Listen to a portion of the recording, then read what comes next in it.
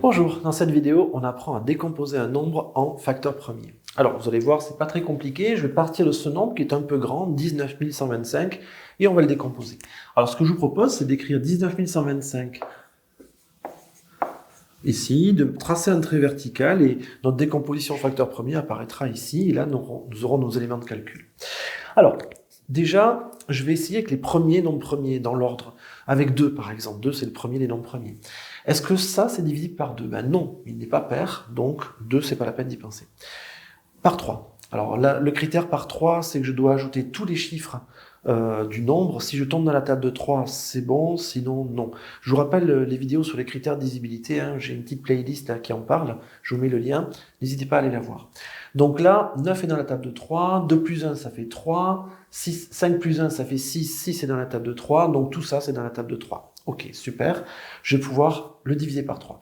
Alors, j'ouvre ma calculatrice, je calcule 19 125 divisé par 3, et je trouve 6375. Donc, 3, et je vais trouver 6375. Alors, c'est là qu'il faut comprendre la présentation. C'est comme ça qu'on va le dire. 6305 fois 3 égale 19 125. Et maintenant, je me retrouve avec un nombre plus petit. Et je vais continuer mon travail. Ça va réduire petit à petit, et c'est une suite d'entiers qui décroît. Au bout d'un moment, elle va arriver à 1. Donc 6375, ça pourra toujours pas être divisé par 2, hein, puisque lui ne l'était pas, donc lui non plus, donc je vais continuer avec 3. Est-ce que je peux encore le simplifier par 3? Ça c'est dans la table de 3, ça c'est dans la table de 3, 7 et 5 ça fait 12, 12 c'est dans la table de 3, donc oui. Je rallume ma calculatrice, 6375 divisé par 3, ça fait 2125. Ok. J'ai un deuxième 3 qui arrive, 2125. Et je recommence. Est-ce que je peux encore tirer un 3 de ce truc-là? Alors, 2 plus 1, ça fait 3. 5 et 2, ça fait 7. Donc, celui-là n'est plus divisible par 3. Donc, les 3, c'est fini. J'en ai plus. Par 4. Ben non, 4 n'est pas premier. Qu'est-ce que je raconte? On va pas tester par 4. Par 5. Ah ben oui, il se termine par 5. Donc, il va être divisible par 5. Donc, j'y vais. 5. Alors, 5 fois combien égale 2125? Ben, j'allume ma calculatrice. 2125 divisé par 5, je trouve 425. Ok. Il se termine par 5, donc je peux recommencer. Il y a encore un 5 de disponible. Allez, encore une fois. J'allume ma calculatrice. C'est toujours pareil en fait. 425 divisé par 5, et je trouve 85. Ok.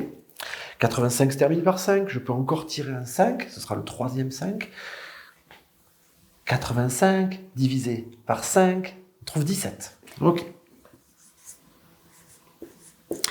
Et là, 17, je connais mes nombres premiers par cœur. Hein, je vous rappelle, en troisième, vous êtes censé les connaître jusqu'à 100. Donc 17, je sais qu'il est premier, donc c'est pas la peine de chercher autre chose. Tout ce que je pourrais faire, c'est la table de 17. Donc 17, il reste 1. Je n'avais pas prévu un trait assez long. 17 divisé par 17, ça fait 1, et donc j'ai terminé. Alors, cette méthode converge, c'est-à-dire qu'elle se termine lorsqu'on arrive à 1 ici. Et on sait qu'on va y arriver puisque les nombres premiers génèrent tous les autres nombres, donc ça va marcher.